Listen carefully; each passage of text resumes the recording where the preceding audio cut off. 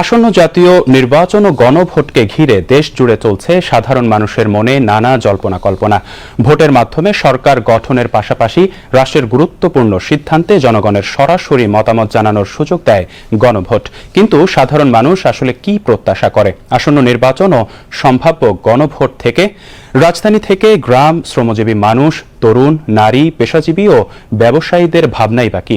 বিস্তারিত ফলন হোক রাষ্ট্রের সিদ্ধান্তে।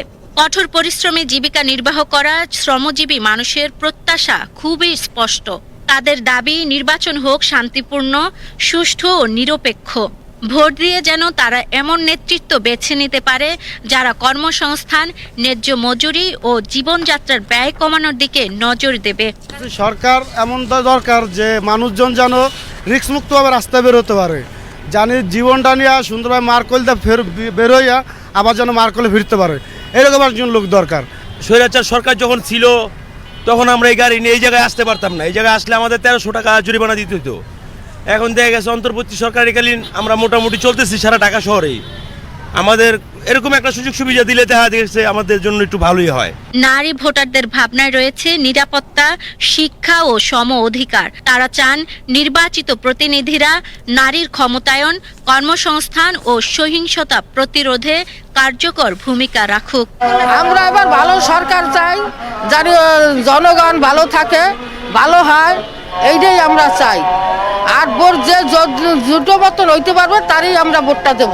আর ভোটটা দেব ঠিক আছে, জানি দেশের মানুষ শান্তিতে থাকতে পারে, মারামারি কোপাকুপি পারাপারি এটি জানি না হয়। আমরা গরিব মানুষ, আমরা যাতে 3 বেলা ডাল ভাত খেতে পারি, এটাই এমন সরকারে আমরা চাই, নিরাপত্তা যাতে থাকে।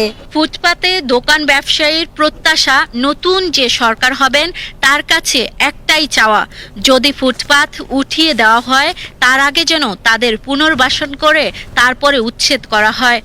আমাদের হকার এবং ফুটপাতে যে ব্যবসা কেন্দ্রগুলি আছে আমাদেরকে উচ্ছেদ করার চেষ্টা করবেন না। আমরা একটা ফ্যামিলি বেঁধে 5 থেকে 7 জন মানুষ খানাদার আছে। আর যদি আমাদের উৎপাদ করার ইচ্ছা থাকে তাহলে আমাদের একজন পুনর্বাসন এবং ব্যবস্থা করার চিন্তা ভাবনা করবেন। সব শ্রেণী পেশার মানুষের কণ্ঠে একটাই কথা, নির্বাচন ও গণভোট হতে হবে অংশগ্রহণমূলক, বিশ্বাসযোগ্য ও প্রশ্নহীন।